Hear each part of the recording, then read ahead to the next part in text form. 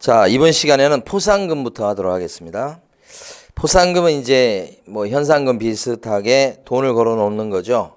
그래서 국민들한테 이제 참여를 유도하는 겁니다. 그리고 그걸 통해서 단속을 좀 제대로 해보려고 하는 건데요. 포상금이 걸려 있는 사람이 밑에 박스에 나오는데 어떤 사람인지 한번, 이거 돈 되는 사람들입니다. 한마디로. 자, 1번.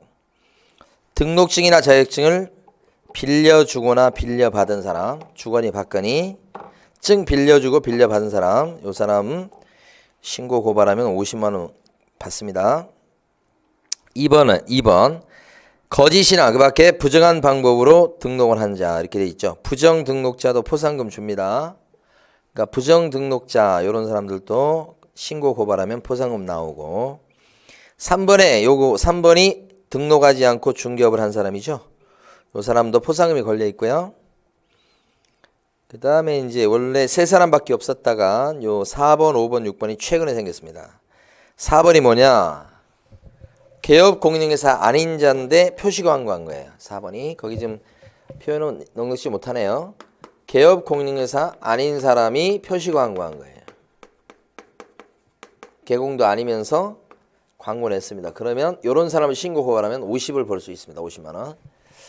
그 다음에 5번째, 6번째가 뭐냐면 교란행위입니다. 5번, 6번이 교란행위 좀 이따 할 겁니다. 교란행위다.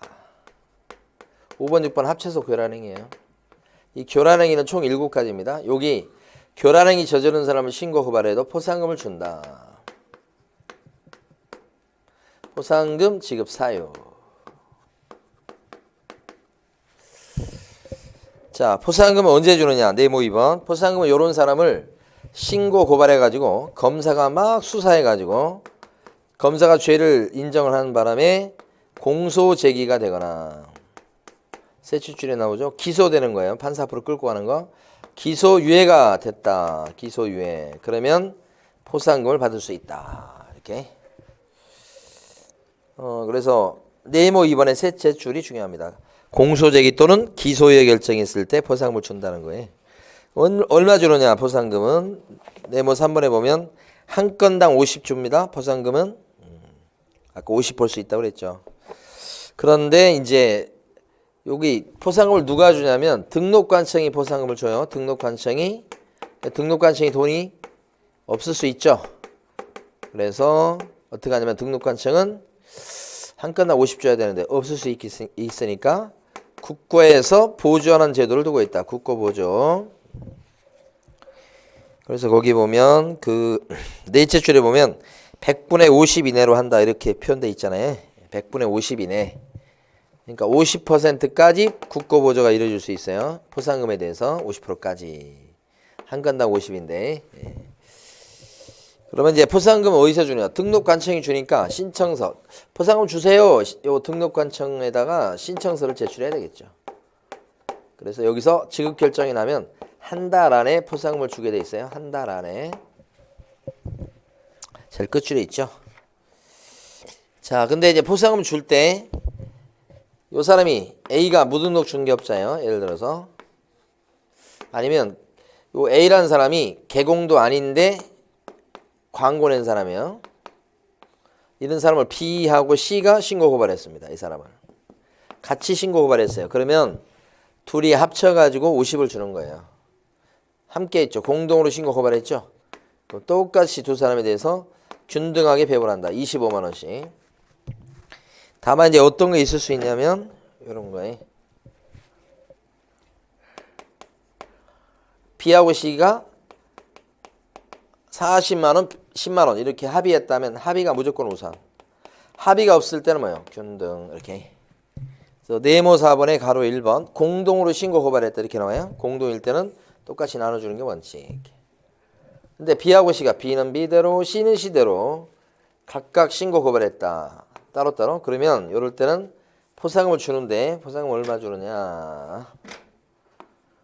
2건 이상의 신고 고발이 접수했다고 봐요. 따로따로. 한 건, 2건 이렇게. 이랬을 때는 최초로 신고 고발한 사람한테 포상금을 몰아준다. 최초. 이렇게. 가로 2번 있죠? 하나의 사건에 대해서 2건 이상의 신고 또는 고발이 접수했을 때 최초의 동그라미 최초 1등으로 1등한테만 50만 원 주고 끝납니다. 따로따로 했을 때는 둘이 사이좋게 가서 했을 때는 균등 따로따로 했을 때는 1등만 주고 끝 이렇게. 자 테마 27번 가시겠습니다. 교란행위가 7가지예요. 교란행위 7가지는 어떤 게 있는지 다음 중 교란행위가 해당하는 것은 해당하지 않는 건 그런 거 물을 수 있으니까. 자 거래질서 교란행위 중에서 가로 1번에 동그라미 1번 이건 어떤 거냐면요. 사실 교란행위가 이렇게 있으면 교란행위가 이 두 쪽 나 있어요. 이쪽 교란행위는 뭐냐면 뭡니까 허위로 그러니까 시세 조작이에요. 시세 조작. 원래 가격은 9억밖에 안 돼요. 근데 10억짜리 가짜 계약서를 쓰는 거예요. 그래서 실거래가 신고를 10억으로 올려요. 그래서 10억에 거래되게 만드는 거예요.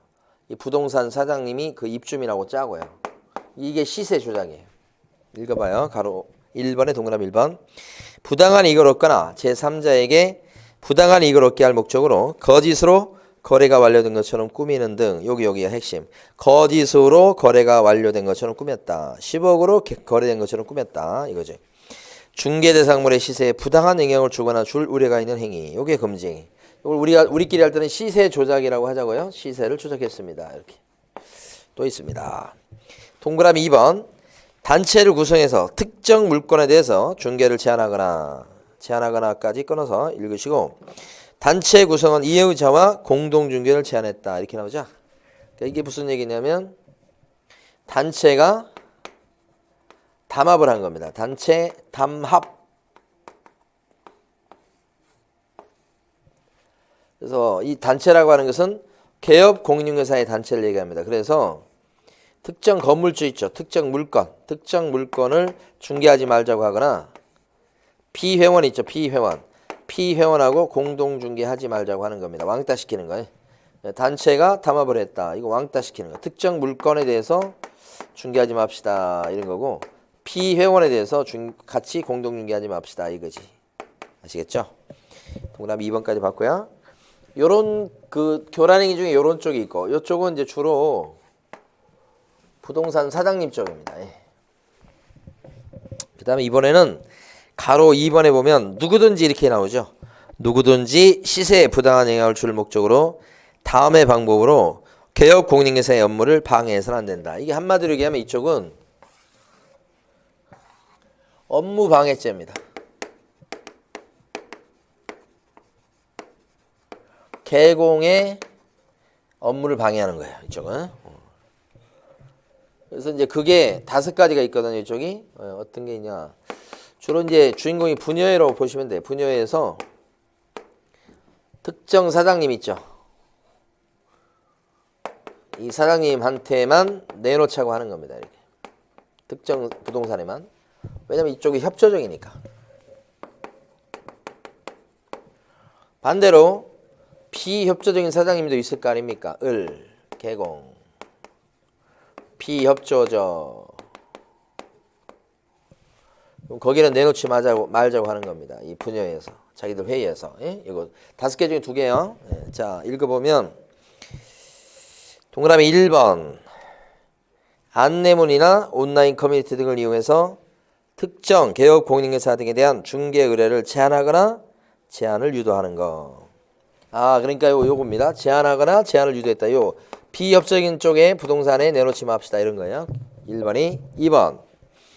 안내문, 온라인 커뮤니티 등을 이용해서 중개 대상물에 대해서 시세보다 현저히 높게 표시 광고 또는 중개하는 특정 개업 공인중개사 등에게만 중개 의뢰를 하도록 유도함으로써 다른 개업 공인중개사 등을 부당하게 처벌하는 거 이렇게 되어 있습니다. 그러니까 여기만 내놓자고 하는 겁니다. 그래서 다른 부동산을 차별하는 거예요. 여기만 내놓읍시다. 여기는 높게 해주고 높게 성사시켜주고 비싸게 팔아주니까요. 자, 그 다음에 이제 동그라미 3번. 안내문, 온라인 커뮤니티 등을 이용해서 특정 가격 이하로 중개를 의뢰하지 아니하도록 유도하는 거 이렇게 돼 있죠. 자, 이거 분여회에서 자기 아파트 단지가 이제 9억밖에 안 돼요. 10억 정도는 돼야 되지 않겠냐. 그래서 자 10억 이하로는 팔지 맙시다. 이렇게 하는 거예요. 분여회에서 회의해가지고 10억 이하로는 절대 팔지 맙시다. 우리 그게 요 3번 담합이죠. 4번 개업 공인중개사 등에게 중개상물을 시세보다 현저히 높게 표시 광고하도록 강요하거나 대가를 약속하고 시세보다 현저하게 높게 표시 광고하도록 유도하는 거. 그러니까 이게 무슨 얘기냐면 좀 요 높게 좀 광고해 주세요. 높게라고 안내문을 쭉 돌리는 겁니다. 사장님들한테 높게 좀 광고해 주세요. 사장님들을 압박하는 거죠. 개공들을. 요거. 요게 4번. 우리 10억 이하로 팔지 말자. 3번. 예? 요게 1번, 요게 2번. 자, 5번이 있습니다. 마지막에. 정당한 사유 없이 개업 공인중개사 등의 중개상물에 대한 정당한 표시 광고 행위를 방해하는 거. 여기가 비협조적으로 나오니까요. 분여회에서 어떻게 하느냐. 총 뭐 이런 뭡니까? 간부급들이 나눠서 요 비협조적인 을 부동산에 대해서 허위 매물 신고를 합니다. 허위 매물 신고.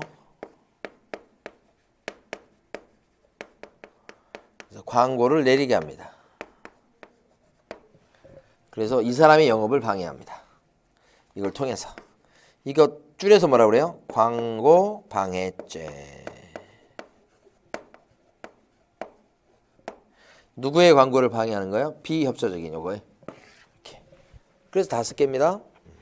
광고 방해죄까지 이렇게.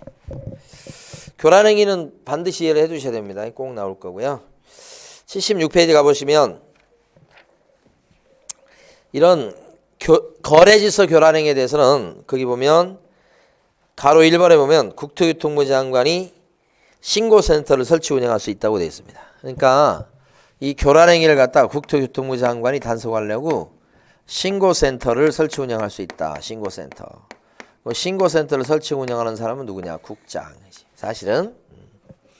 근데 둘째 줄 끝에 가보시면 국장은 신고센터 업무를 어디에다가 위탁한다? 한국부동산원. 그러니까 한국부동산원이 실질적으로 신고센터예요. 부동산원. 이렇게 신고센터. 그러면 가로 2번.